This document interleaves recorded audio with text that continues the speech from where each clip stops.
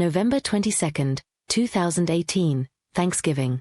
My father tossed a DNA kit across the table as a gag, the kind of levity he used to puncture the predictable rhythms of the holiday. That shove of plastic and paper, meant to dissolve another rote conversation, became, 3 weeks later on December 13, 2018, the hinge on which everything in our family tilted. To understand why an ordinary envelope could rewrite the past, it helps to place that moment in a broader history. By 2018, consumer genetic testing had already moved from novelty to ubiquity. The big services, 23andMe and Ancestry DNA among them, had been household names for years. The public debate over privacy and familial searching had been intensified that spring, in April 2018, when investigators used a public genealogy database to identify the Golden State Killer. Overnight, genealogy sites were not only about ethnicity percentages and quirky regional maps, they were tools with consequences for identity, policing, and kinship. When my dad juggled levity at our Thanksgiving table, he did so in a cultural moment when a tiny plastic tube could carry far more weight than cotton would suggest. I opened the email before I let myself imagine what it might mean. The subject line had that same jokey tone my father used, "Your ancestry results are in." For a second I laughed at my own nervousness, because of course, the promise of the test had always been low stakes, spit, male, weight. But when the page loaded on December 13th and the site labeled a top match close family, rather than parent/child, my breath left my body in a particular cold way. A shared centimorgan figure on the screen, an innocuous number if you didn't know the language, was simply wrong for the man I had called Dad. He saw the expression on my face and the laugh he had used earlier in the evening evaporated. He stood there with a half-full mug in his hand, the coffee cooling as if the cup had lost permission to be warm. The room, still set for dinner, shrank, the refrigerator hummed, the clock ticked. There are ordinary sounds that feel like a judge, and the kitchen felt judicial. He began. The sentence dissolved. He looked older in that instant, the lines at his eyes sharpened as if the paint had worn off. My mother came into the doorway, wiping her hands on a towel, drawn by the new quiet. She read over my shoulder, her eyelids fluttering once. She took a step back as if the sight of that shared DNA number had struck. Questions arrived like stones thrown at a locked door, loud, insistent. Did he take the test? Why didn't he tell me? Who was the match? How did we not know? For a long time I kept repeating one syllable that felt like the axis of everything. Why? He admitted haltingly that he had taken the test as well. I thought it would be funny, he said, the same line he'd used when he tossed the kit at me. He'd wanted to confirm the joking claim he'd made for years about Scandinavian ancestors. He'd imagined a few percent Norwegian in our mix and a light headline in family lore about Vikings and meat pies. He had not expected a website to list a man's name in a way that suggested that man, not him, was my biological father. The surname belonged to someone my parents had known casually years before, someone who worked at the hardware store, someone tied to Summers, and a face that seemed familiar in an old half-remembered way. My mother, who had the steadiest voice in our family when she spoke of hard things, began to tell a story with careful edges. She anchored it to a time, the autumn before I was born, the kind of small, ordinary season when people travel for work for a few weeks and when the town feels like a smaller, wider place at once. She said things like a thing happened, and it was a different time. She spoke of fear, fear of judgment, fear of losing the stability she'd built, fear that revealing a messy truth would splinter the fragile order they had constructed. She talked about decisions made out of love and terror, choices intended to protect a child and a community. The man the lab now listed as my father had been a brief but intense presence in her life, she said, earnest, reckless, then gone. She had kept the secret, she said, because she had believed it would be kinder to protect me from the consequences of truth. The truth, when it finally arrives, rarely looks like something you have seen in a film. There was no cinematic affair with a villain, there was no final speech, no melodramatic scene. Instead, what emerged was ordinary and therefore more devastating. Small human choices, fear, and the hard arithmetic of reputations in a small town. The Christmas decorations suddenly felt like props for a drama in which I had unwittingly performed from birth. The photographs on the mantel that had once anchored me, my grandparents' faces, the stoic portraits, shifted. The place I had always stood in the family tree had been nudged. The weeks that followed, January and February of 2019, stretched into a montage of awkward phone calls, tense family texts, and relatives who tried to help by balancing sympathy and reproach. Some treated the revelation as a crime, others emphasized that being raised by someone mattered most. That view, that love, not blood, is the essential currency of family, was a salve I clung to. But it could not answer all questions. Genetics contains information about health, about ancestral migrations, about risk. Those facts couldn't be smoothed over with sentiment. I plunged into the online maze of DNA matches like a spelunker aiming a flashlight into a cave. Every cousin who replied, every half-sibling who messaged back, was a new node on the map. I learned to write careful, curious messages to strangers who might be kin. Hi, I'm a match. I think we share a grandparent. I'm trying to understand my family's history. Can you help? Most people were kind. Some didn't answer. Some offered family trees that flowed like tributaries, names, dates, marriages. An Ohio cousin sent me a photograph of a man who could have been my grandfather, jaw square and eyes set in a familiar way. Looking at him, I recognized a nose I'd seen in a mirror at odd angles. I arranged a call with one of the closer matches. We spent hours on the phone, first circling around weather and coffee and the mundane, safe ground, before moving to family stories. They told me about a family member who drifted like a weather pattern, charismatic, inconsistent, present in fits and starts. They sent snapped photos from old albums, men with the same crooked smile I'd seen in my baby pictures, siblings who felt like anchors now newly available. The network I'd built online compensated for the silence at the kitchen table, creating a patchwork kinship of memory and DNA. I called my mother in the middle of the night more than I had ever called her before.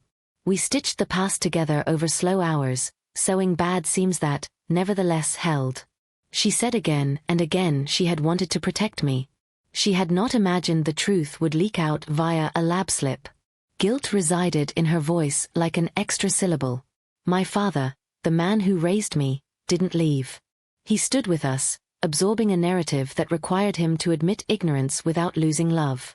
He wanted what most parents want, to preserve the family they had made, to insist that parenthood is proven by action.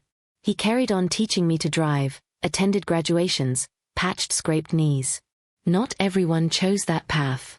Some relatives looked at me as if my questions had unmoored them from an altar of reputational stability. They withdrew. A few built defenses and insisted that identity is only about who raised you, not who provided DNA. Yet a few unexpected allies emerged. An aunt who had been quiet became a kind of detective, scanning town records and gathering oral histories. A childhood friend of the man the test named wrote me letters full of domestic detail, songs he hummed, habits he kept, kindnesses tucked into small memories. Those details didn't alter the numbers on a lab report, but they offered texture to the man whose name had appeared on a screen and had, until then, been only a ghost in a few family stories. Meeting him for the first time was both less and more than I'd imagined. He was neither a composite of photographs nor an abstract statistic. He was a man with a voice threaded through with apology and a strange, reluctant pride. He didn't try to be a father in any performative sense. He offered small questions, about my favorite food, the music I listened to, how my mother was doing, and he spoke about a life marked by irregular warmth and wanderings. He did not excuse his absence. He confessed to a life of half-steps and near misses. He brought medical records and photographs from the road, and he spoke of family conditions that shifted my sense of my own body's future. In listening to him, I reclaimed fragments of a self that had been missing a reflection. Meeting him expanded me, without replacing the life I had been given. Once the door was opened by DNA, it stayed open. I found half-siblings on social media, some eager, some cautious. In practical terms there were legal wrinkles, wills, the occasional question about old adoptions, appointments to update medical histories. More quietly, daily rhythms shifted. Dinners were different. There is a peculiar grief in watching a map of your life be redrawn and in mourning the comfortable myth you had lived under, even when the new map promises fuller truth. I started therapy in the spring of 2019 because my internal narrative kept annotating memories with new italics. I learned to name my anger without letting it run every conversation. I practiced delivering truth as information rather than as weaponry. There were moments when I was clumsy, flinging emails like stones, and those times left stains. Gradually I taught myself to say, here is what I know. I need time. Truth, I found, is often a slow process, more like a smolder than an explosion. Some wounds knit with visible stitches. Scars are part of the story. Tenderness turned up in unexpected places. Sometime in the late spring of 2019, my father and I sat on the back porch with 2 cups of coffee gone cold, and he said, "I chose you every day." He had never framed parenting that way before. The sentence was small, but it reoriented things. He held on to the rituals that had formed us, the corny jokes, the inside references, the practical constancy, and by repeating those acts over months, he built a new stability. He learned to be present in ways that mattered. If I were to summarize the practical steps I took, honestly and imperfectly, it would be this. I sought factual answers, but I tried to remain compassionate. I chased data but tried not to weaponize it. I gathered medical history and arranged screenings. I sat down with relatives and with the man DNA named. I pursued truth as a tool for care, not as a verdict that erased the past. Identity, I learned, is not a single thread, it is a braid of choices, affection, and biology. The first winter after the envelope, winter 2018 to 2019, felt like living in a house where each room had a different temperature. Some spaces warmed quickly, newfound cousins who emailed recipes, a half-sister who sent playlists that felt like postcards from an unknown but close city. Other rooms remained cold, relatives who answered once and then disappeared. We learned to insulate ourselves. My mother and I scheduled medical appointments together in sterile rooms and read risk profiles with the gravity of people inventorying a future. Medical steps were often the easiest because they were procedural. Make the call, show up, act. Emotional labor had no intake form. The second Thanksgiving, on November 28, 2019, was quieter than anyone expected. My father arrived with his familiar cooler of cranberries and his jokes, but there was a new weight to him. He had learned to hold 2 contradictory truths without flinching. He set boundaries without drama and asked for patience without theatrical absolution. Washing dishes that evening, soap in our hands, he paused and said, "I didn't think that would happen." He never specified whether he meant the DNA results, the strain it placed on us, or the slow tenderness that had grown between me and the man the tests named. The line, small and true, carried more weight than any long apology. Over the months and years, the map of my family grew denser. I joined online genealogy groups and learned to treat census returns and ship manifests like the veins of a region. On slow nights I'd trace routes across maps, why an uncle's line ended up in a coal town, why a great-grandmother had run a boarding house. There were delights, discoveries of people who had kept careful ledgers, a volunteer firefighter uncle whose obituary mentioned his brass button, and there were disruptions, adoptions kept quiet decades ago, men who'd enlisted under aliases. DNA doesn't produce a neat moral. It yields a tangle of human choices. I met a half-sister in a diner 3 hours away in March 2020. The first minutes of our conversation were a catalogue of small, territorial facts. Where were you born? What school did you attend? As if we were overlaying 2 nearly aligned maps. Then the hinge opened. We compared the same scar on our right knuckles from different accidents, traded stories about childhood pets, and by the time we left, she had squeezed my hand in a gesture that was not pity but recognition. There was no sudden sibling intimacy. Such things rarely arrive like that, but there was a beginning, shared jokes, exchanged photos, a promise to meet again. My mother, too, began to reshape her life. The woman who had once believed secrecy was protection now met a counselor and began to tell stories in ways that were concrete and unvarnished. She recorded short interviews. She asked me to transcribe them. She wanted the next generation to inherit not just genetic information but the texture of personality, who always sang out of tune at weddings, who conserved things obsessively, who brought thermoses to picnics. The binder she created, pages threaded with memory, became a domestic artifact alongside wills and insurance papers.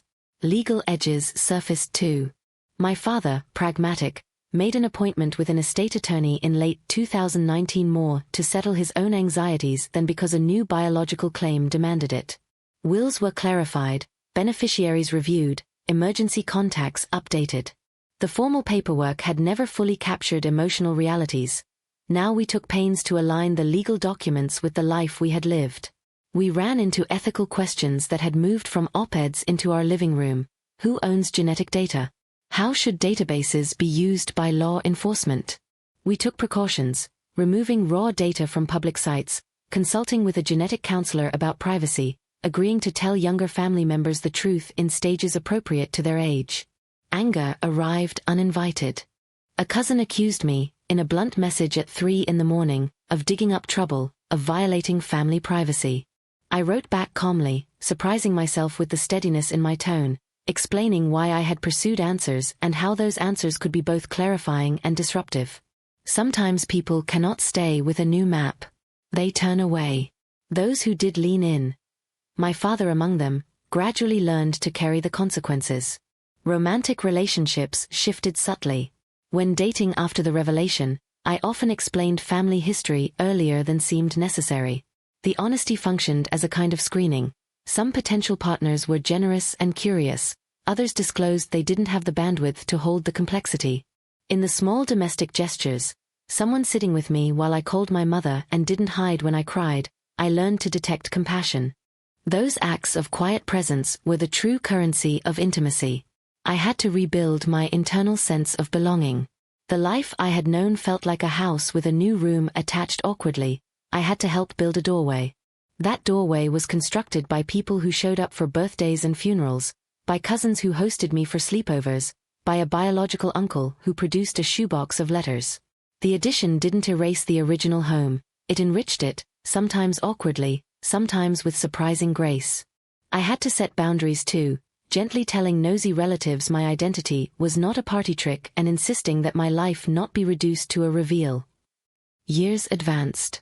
The DNA envelope became an old hinge more than an explosive artifact. My father and I developed rituals to acknowledge both continuity and change. He made a point, after a while, of calling the man DNA had named to wish him a birthday. They were small acts of civility and recognition that cost less than grand gestures. The three of us, my mother, the man who raised me, and the man DNA named, never formed a tidy triangle.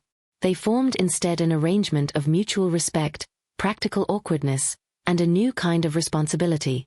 In February 2022, 3 winters after that December envelope, my father had a mild stroke. Suddenly the abstract debates about identity and ownership were displaced by the concrete work of care.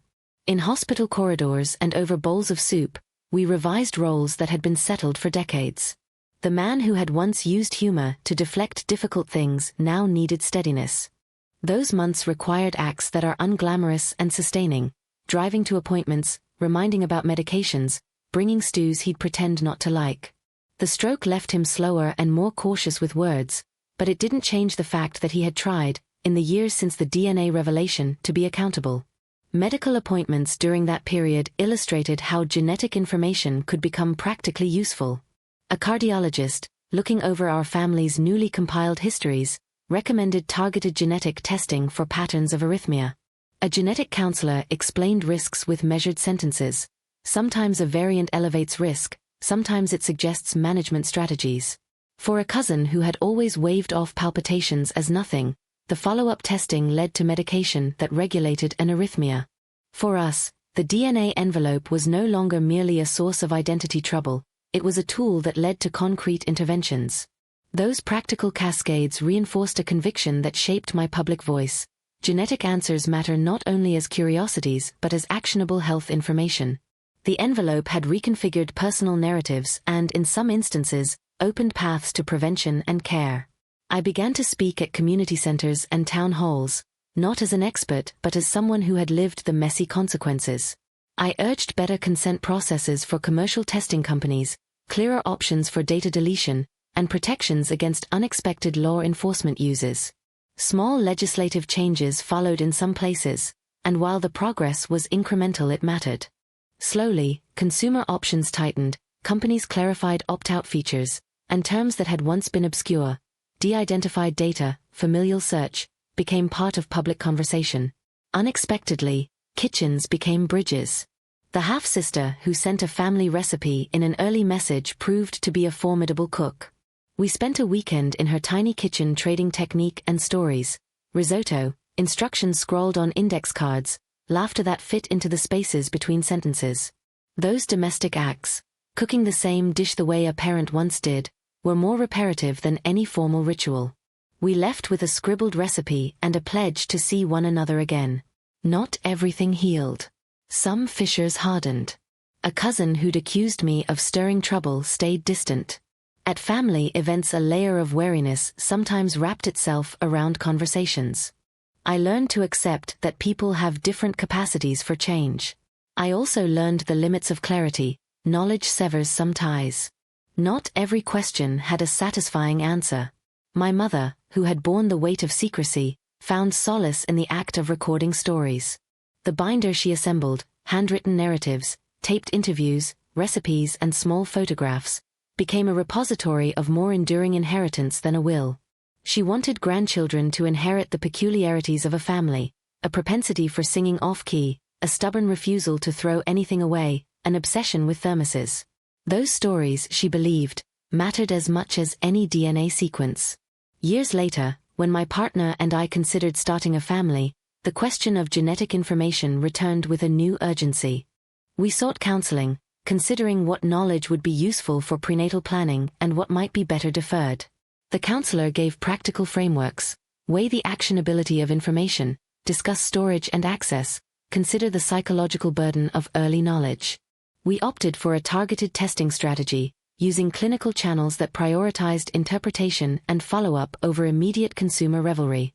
That choice felt like stewardship, an attempt to respect the lives that had produced us while crafting a future that did not turn a child into a project. Springtime brought a child into our house, small socks aligned on the changing table, the thin, incandescent astonishment of a new life.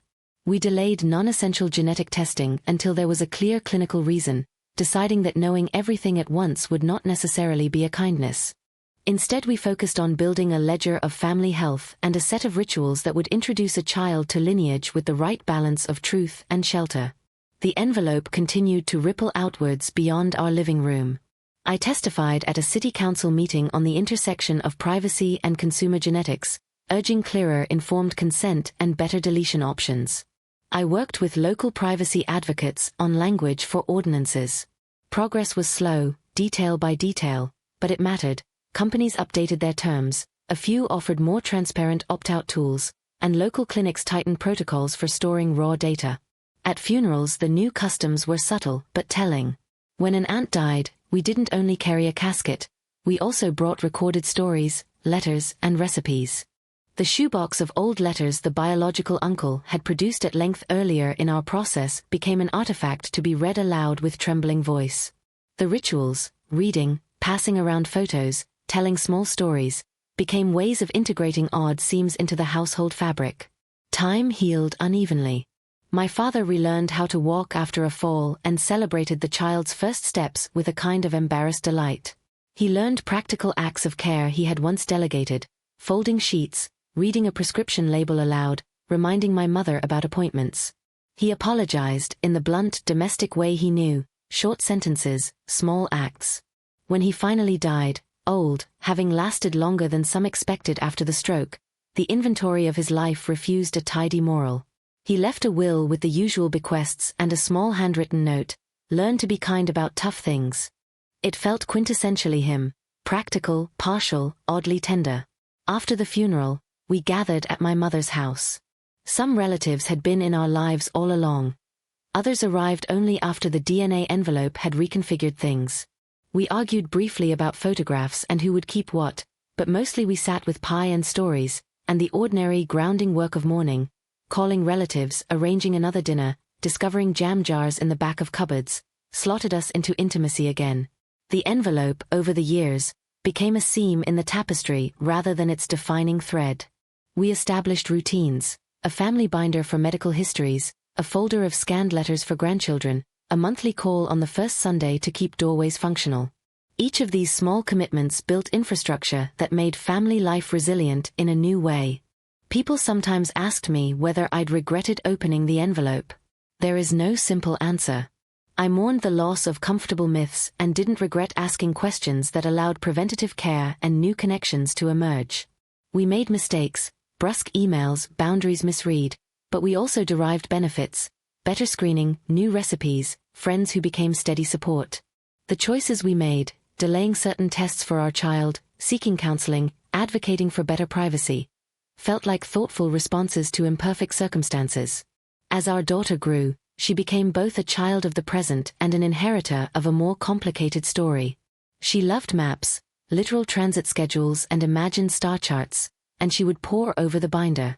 When she asked, at 10 or 12, who was Aunt June? Or why do you have letters in that folder? We gave answers appropriate to her age. We taught her that identity is formed by many things: stories, habits, medical information, and choices. When friends at middle school shared ancestry screen discoveries, she listened with the ease of someone used to blended narratives. Later, when she opted for clinical testing for a potentially heritable cardiac concern, the decision was made with deliberation and care. Over time, the world responded.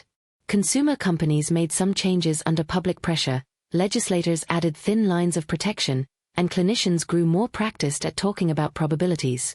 I found myself invited to speak in school auditoriums and to consult for local clinics. My role was rarely prescriptive. I told the story from the kitchen table, hoping that the narrative would prompt practical safeguards.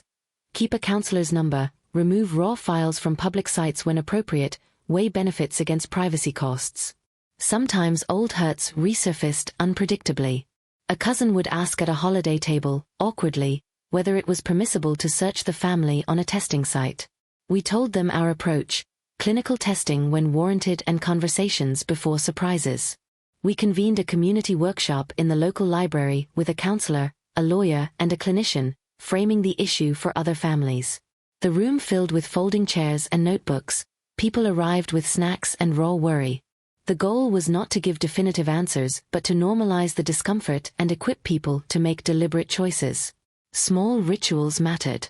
The monthly calls, the binder, the recipe exchanges, they were the scaffolding that held relationship work steady.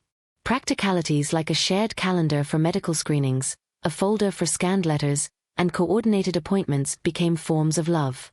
My mother, once taciturn, emailed an appointment schedule to a string of cousins as if email were a form of devotion. Not every branch of the family was willing to reconcile.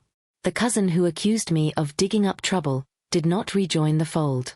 I learned to accept that some people would fortify themselves against further inquiry. The lives of some relatives remained off-limits, and I honored their choice. That, too, was part of respect. When our daughter left for college, boxes stacked in neat squares, we sat on her bedroom floor and handed her the binder. We explained once more the origin of the envelope and what decisions we had made about privacy and testing, about how we had tried to teach her to handle surprises with curiosity and caution. She closed her suitcase, looked at us with the grave concentration of a young adult engaging in moral practice, and carried our accumulated artifacts across campus. Over the years, I translated the private lessons into public conversations, testifying at hearings, consulting with schools about how to talk about family complexity, helping a local ordinance committee craft language around commercial use of genetic data. The policy world is incremental. Victories are clauses and definitions, not fireworks. And yet the work mattered. A council member once told me my testimony had clarified a line in an ordinance. Small degrees of clarity protect people. Not every outcome of our story was reducible to genetics. The man who had once given the shoebox of letters became, in the slow work of years, someone who could speak plainly about mistakes and promise better conduct. My father learned to show up in ordinary ways, folding sheets, carrying recycling, calling to check medication, and those acts of steadiness mattered more than any tidy moral. On ordinary holiday mornings, our daughter would read a recipe from the binder aloud. The act was small: flour, eggs, cinnamon, but it was a lineage. Guests around the table included people who had arrived after the DNA envelope and people who had always been there. The house felt fuller. New voices, additional recipes, the comfortable friction of blended families. We had lost naive ease, but we had gained a sturdier, quieter hospitality. If I offer advice to anyone who finds an envelope on their kitchen table that promises to reconfigure a lifetime, it is practical and moral. Prepare to be surprised, and prepare to be compassionate. Set up a counselor, secure your data, consider medical actionability, and be intentional about communication. Accept that some doors open onto relief and others onto grief. Build infrastructures, binders, calendars, clinicians' numbers, legal counsel, and practice the small acts of presence that keep families functioning. Calling, translating medical jargon, making tea. In the drawer of my desk, the original envelope remains, not as evidence to re-examine, but as a talisman of the moment everything rearranged. Sometimes I pull it out and run my fingers over the paper and feel again the sound of laughter that turned into silence, the smallness of a joke that became a life lesson. I think of my father, young, stern in some photographs, softer in others, who handed me that kit in a moment of levity and then, when the consequences landed, learned to stay. The arc from flippancy to responsibility is, perhaps, the most enduring part of his legacy.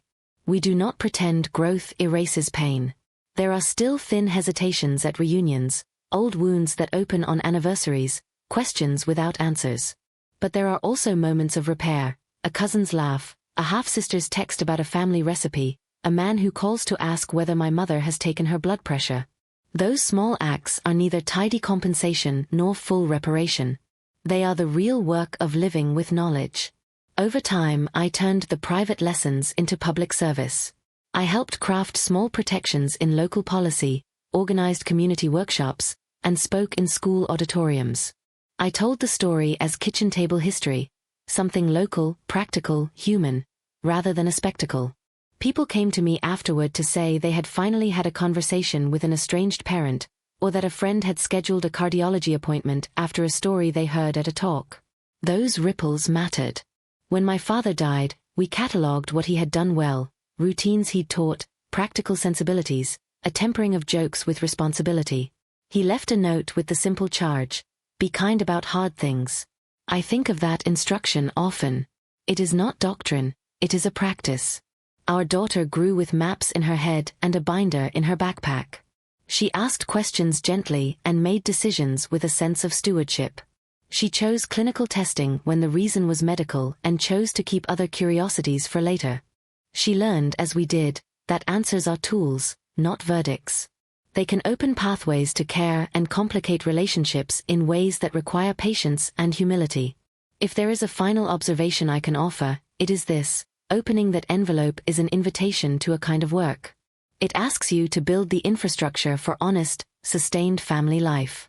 That infrastructure is not glamorous. It is appointments, legal notes, recorded stories, and monthly calls. It is the quotidian labor of showing up. In the end, what matters is not a perfect moral calculus but the daily practice of compassion, the small acts that make a house of uncertain rooms into a home. The man who handed me the kit as a joke misjudged the power of a small plastic tube. But he also stayed when the consequences came. He learned to shoulder responsibility in everyday ways, and that movement, flawed, gradual, human, became a sort of courage. In the years since, I have learned to hold the contradictions without flattening them, to honor the people who raised me while also honoring the factual information that shapes health and history, to ask and to forgive, to make room for new relatives and to respect those who choose not to join the map. When the unexpected arrives at your table, be prepared to live with both the hurt and the tenderness. Build the binder, schedule the screenings, keep the counselor's number. Invite people in and set limits. And when the small, steady moments of care arrive, folding sheets, reading prescription labels aloud, making sure someone has eaten, accept them as the durable work of family. Those, more than any test or result, will come to define how your life continues after the envelope has been opened. The Thanksgiving joke remains the hinge of the story, a plastic tube shoved into an envelope at the end of a meal, laughter that shifted the room's temperature. A decade of small adjustments followed that afternoon. The larger historical forces moved alongside our private ones. In 2008, Congress passed the Genetic Information Non-Discrimination Act. That federal protection felt like a distant promise the year after the envelope arrived, one more layer of legal language across the top of a question we were still learning to ask. Meanwhile, the consumer genomics industry, companies that had begun selling tests in the mid-2000s, grew into something raw and public, cheapening the intimacy of heredity by turning it into mail-order curiosity. By the time law enforcement began using public genealogy databases to close cold cases, an escalation that crystallized in 2018 with high-profile press reports and hearings, The private decision we had made around our kitchen table had become subject not only to family politics but to public policy debates about consent, the meaning of anonymous data, and the scope of investigative power. Those years after Thanksgiving were measured in appointments and policy papers as much as in birthdays and casseroles. We kept the binder, our practical response to a new kind of archival work, because it made an abstract discovery concrete. The binder contained scanned letters, a printed timeline, a chronology of screenings and clinical consultations. We tabbed sections for medical actionability, privacy choices, and stories, the latter a place for the family narratives that could not be reduced to a DNA readout, Aunt June's laugh, the way my mother tied dish towels, the recipe card with coffee grounds printed into the paper. In the margins we wrote dates. The binder became a hybrid object, part medical record, part family archive, part manual for living with uncertain knowledge. As the decade advanced, small legislative shifts reflected public unease. State legislatures tinkered with definitions of consent for genetic data, the California Consumer Privacy Act, 2018, and similar statutes elsewhere nudged companies to be more transparent about data use. They were, in the end, imperfect responses, thin lines of protection, as we had called them in community meetings, but they were real. They gave advocates something to point at when we sat with local officials and with neighbors who had never thought twice about mailing saliva to a lab. When I testified at a county hearing in 2019, I referenced Gina and the Golden State investigations, and I spoke from the kitchen table rather than an academic lectern, described the binder, named the appointments, explained the small acts of care required after a test. Legislators listened. They amended phrasing in an ordinance that had been opaque about commercial reuse of biological information. It was a small win, and I treasured the smallness. Policy is often incremental, as I tell anyone who will listen. Clause by clause, definition by definition, but those clauses change how people live. Our daughter experienced that public evolution as private context. In the early years, she used the binder as a map, maps being her language. When she was 10, she asked, "Who was Aunt June?" And we told her stories the way you teach a child a route, landmarks first, then the detours. When she was 12 and a friend at school had discovered a relative on a testing site, she listened with a steadiness that surprised me. Her social world was shaped by blended narratives that made her less startled by non-traditional genealogies. She learned to ask questions that weighed care and curiosity. What is actionable? What is private? What would telling someone do to a relationship? Those were ethical practices, not theoretical ones, and she learned them by watching how we managed phone calls about cardiology referrals and by noting which raw data files we chose to remove from public sites.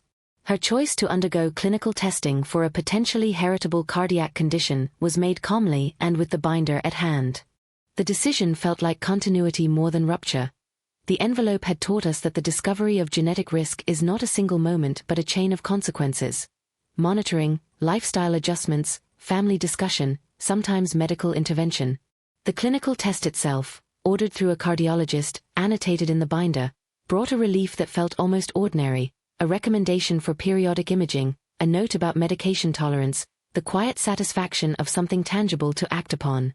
The world that had once presented us with a brash, borderless genealogy industry had learned, unevenly, to distinguish between recreational curiosity and clinical actionability.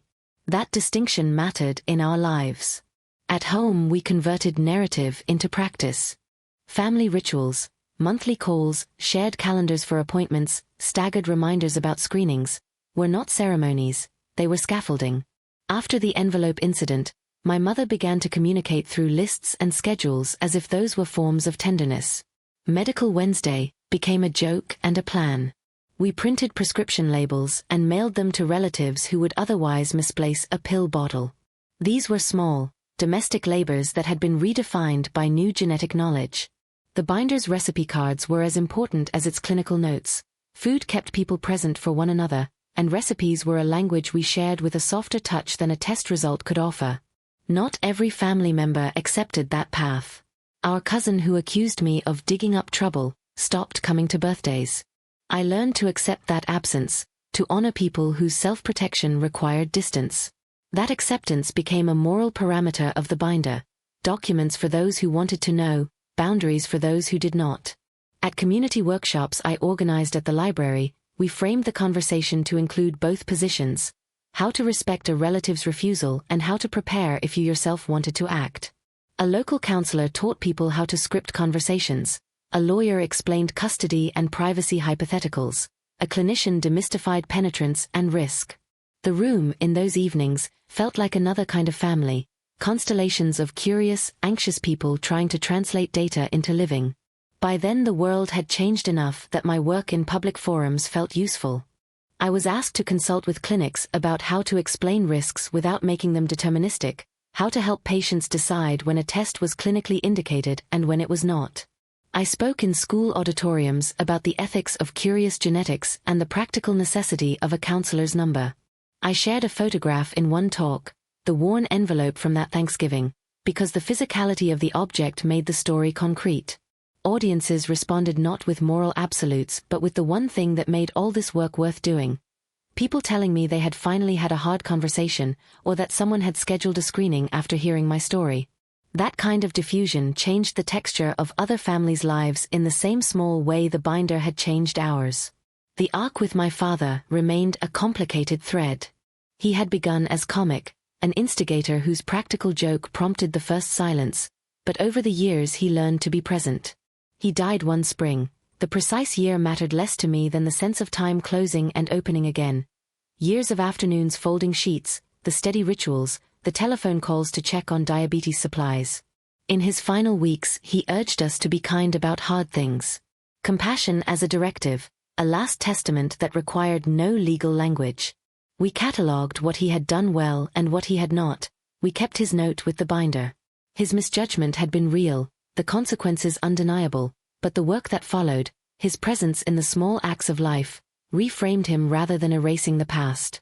As my daughter moved into adulthood, the binder shifted from a parental tool into a resource she owned. When she left for college, boxes balanced in the back seat and the binder in her hand, we sat on her bedroom floor and explained again the topology of our family, where the envelope had pointed, what choices we had made, and which spaces we had left closed. At 18 she carried our archives onto a campus with a map of its own, course catalogues instead of transit schedules, dorm plans instead of star charts, but the same ethic of stewardship. Those early years away from home were not slights of independence but continuations of caretaking at arm's length. We talked about medical privacy in terms that felt adult. The choice to upload raw data to a platform was not the same as ordering a clinically validated test. She knew how to balance curiosity with caution. She dated and broke up and learned the same slow lessons we had: how to love a person who brings their own complicated genealogy into the room, how to integrate new relatives into holiday tables, how to refuse entrance without being cruel. When she met someone whose family story included a public genealogy mystery, she handled the conversations with a steadiness that gave me a small private pride. She joined local advocacy groups as a volunteer, occasionally sat in on policy meetings, and sometimes delivered an opening line about what it means to inherit complexity. Our family narrative fed into a public narrative, and the boundary between private and civic care blurred in ways I had not expected. There were moments of rupture even then. A half-sister surfaced in an online message thread, an example of what the envelope had set in motion. We met gradually, a coffee at a neutral cafe, then another, then a shared recipe exchanged through text. She had reasons to be cautious. We all did. Her presence did not tidy old questions. It introduced new ones: how to integrate someone whose memories did not include the same domestic details, how to share heirloom recipes with a person who had no shared childhood table. The binder grew another section, new relatives, with a tab for stories and a portfolio for logistical matters such as contact preferences and health history declarations. Those pages were, to me, less about legal ownership than about hospitality and consent. The policy work continued to gnaw at the edges of daily life. In City Hall hearings over the next several years, I argued for clear, consumer-facing disclosures about how companies store and share DNA data. I worked with clinicians to devise scripts for counseling patients faced with recreational results that could trigger family unrest. I helped draft simple language for school health forms to avoid unexpected disclosures about a student's family. None of these efforts was cinematic. They were clauses, footnotes, and form text. Yet they carried consequences. A pediatric clinic adopted our recommended informed consent checklist, A school district included a line about familial privacy on its field trip health forms. The moves were incremental and pragmatic, and I kept reminding myself that small practical changes are how societies incorporate new technologies. As the decade turned toward the present, debates about reproductive genomics and pre-implantation genetic diagnosis gathered heat. Our daughter's generation, people who had been 10 or 12 when consumer testing went mainstream, faced a set of choices their parents had not. She and her partner, when the conversation eventually came up, approached it as if they were planning a trip. Consultations first, a binder of their own to take notes in, a list of the medical actions that seemed sensible versus the curiosities they could defer. They agreed they would not publish raw data online without mutual consent and that they would discuss any clinically actionable findings before telling others. Their planning was methodical rather than panicked. The envelope had taught us to build infrastructure for decision-making, and they inherited that manual. There are still moments of unanswerable grief. Holidays are a balance of old hurts and new arrivals. A cousin's barbed remark can land with the force of old shock. A text from a person who chose to cut themselves off can reopen a seam. But there are also steady ameliorations, a half-sister's text about a recipe, a cousin calling to remind my mother to take medication, a man bringing over a casserole and staying for the dishes. Those acts are not redemption in the narrative sense, they are ongoing labor. They are the durable work that turns knowledge into life. The binder, over time, became an heirloom of a particular sort, not elegant, but utilitarian. We made copies, digitized, encrypted, and stored on multiple hard drives. We wrote a simple guide at the front, what to do if you find a surprise. It begins with compassion, then goes into logistics. Contact a clinician, consider counseling, secure your data. We updated the guide as laws changed and as new technologies emerged. In one addendum, we recommended stopping short of posting raw data publicly until one had considered familial consequences. In another, we listed local resources for genetic counseling. The binder's composition reflected the years of trial and error we had lived through. When I am asked what would I have done differently, the answer is both specific and banal. I would have prepared for the possibility of an upset laugh turning into a family reconfiguration. I would have tucked a counselor's number into the envelope. I would have written down what we wanted to preserve about family stories before the novelty of a test displaced them. And I would have taught people sooner that genes are not destiny but information that requires a context of care. There are still open questions. For instance, what do we hand our daughter when she has children of her own?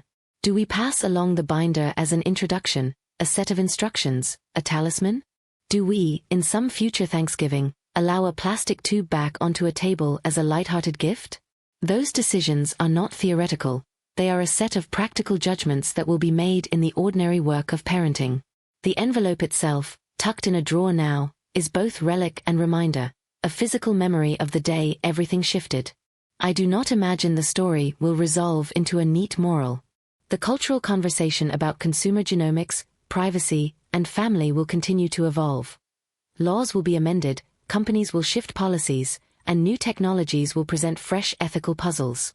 What I do believe is this: the durable response to an unexpected discovery is less about a single verdict than about the ongoing work of tending relationships.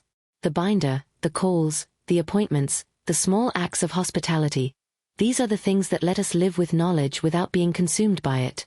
My role in those years has been to translate private experience into public practice, to draw from our kitchen table a set of modest instructions that others might find useful. In doing that work, I learned that responsibility is not a dramatic conversion but a long series of small, often invisible acts of care that keep people present to one another and willing to sit with unanswered questions as they come. By the time I began to speak in auditoriums and at City Hall, starting in the winter after that Thanksgiving, in early 2014, the story had already taken on a life outside of our kitchen.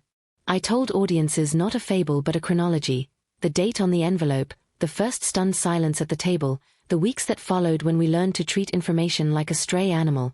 Approach slowly, offer food, call a vet.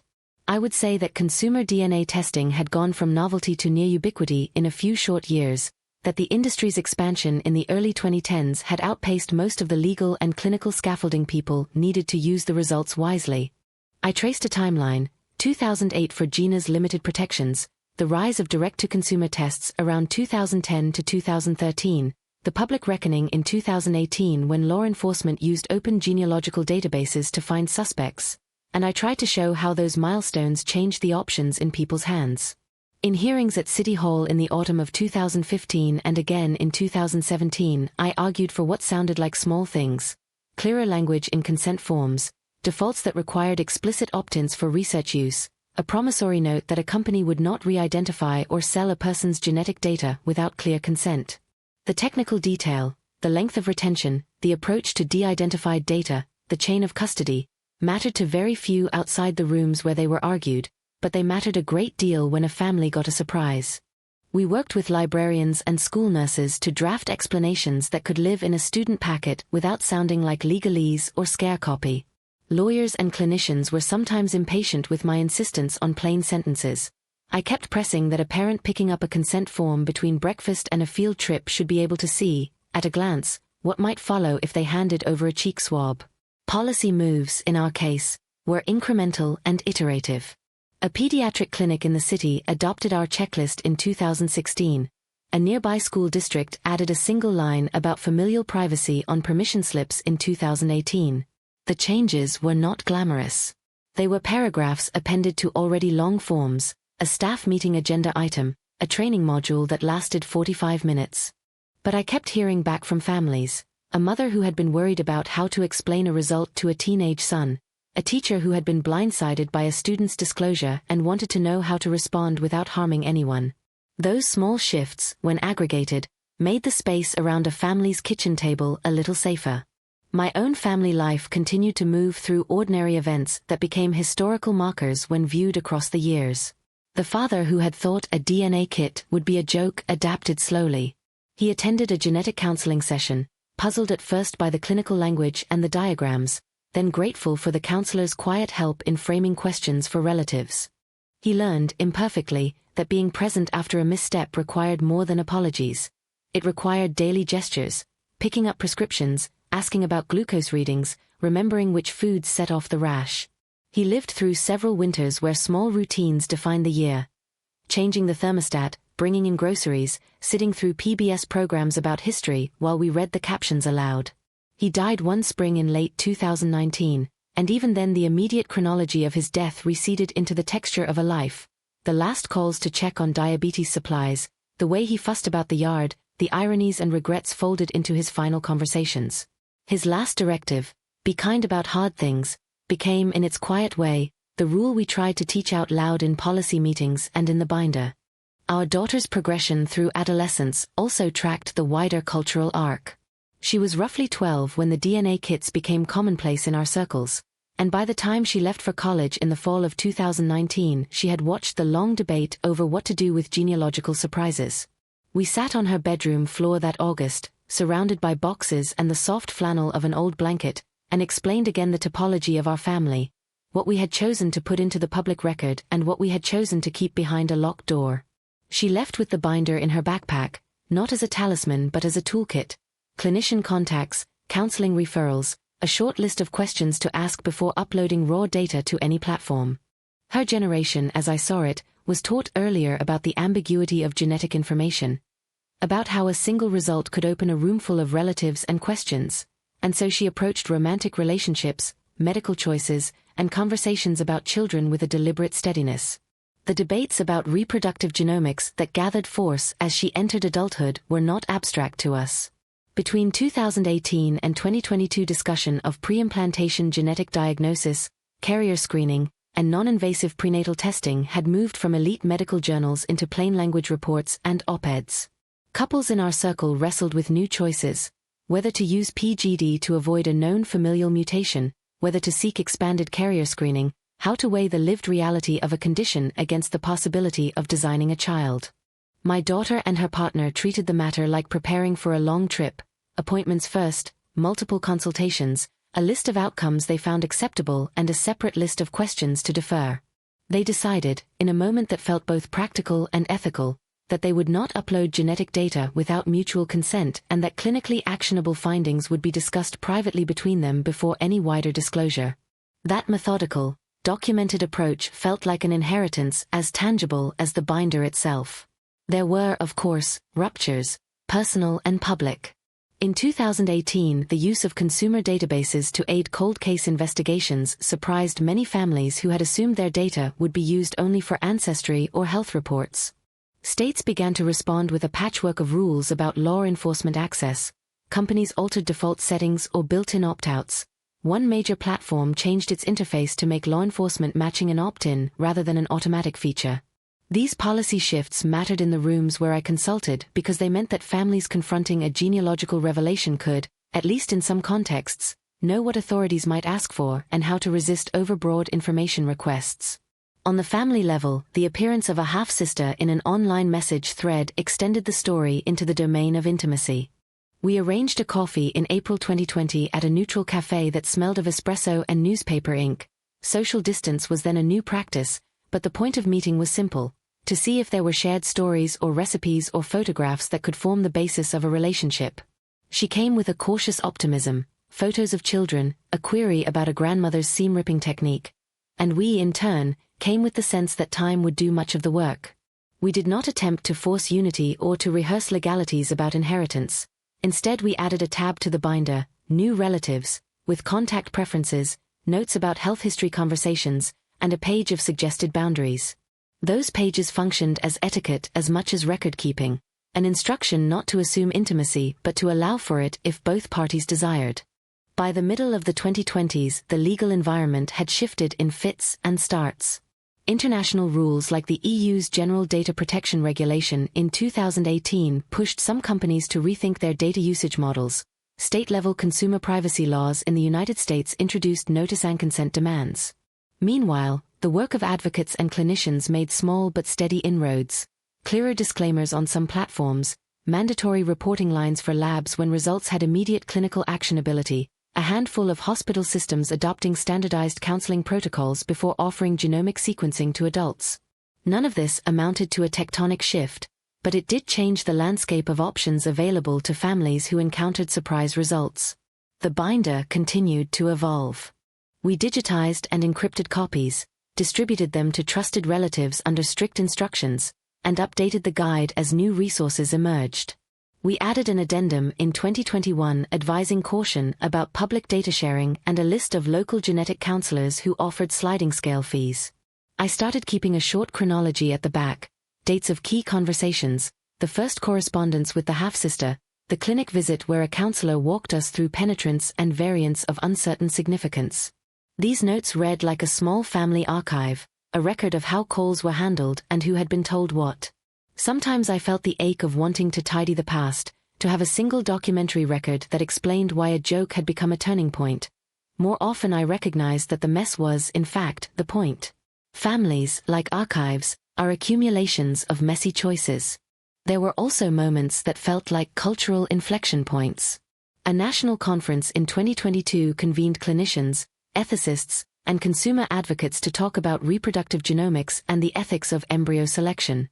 I spoke about the binder and the kitchen table, about how policy can be humane when it reflects the messy realities of families rather than abstract ideals.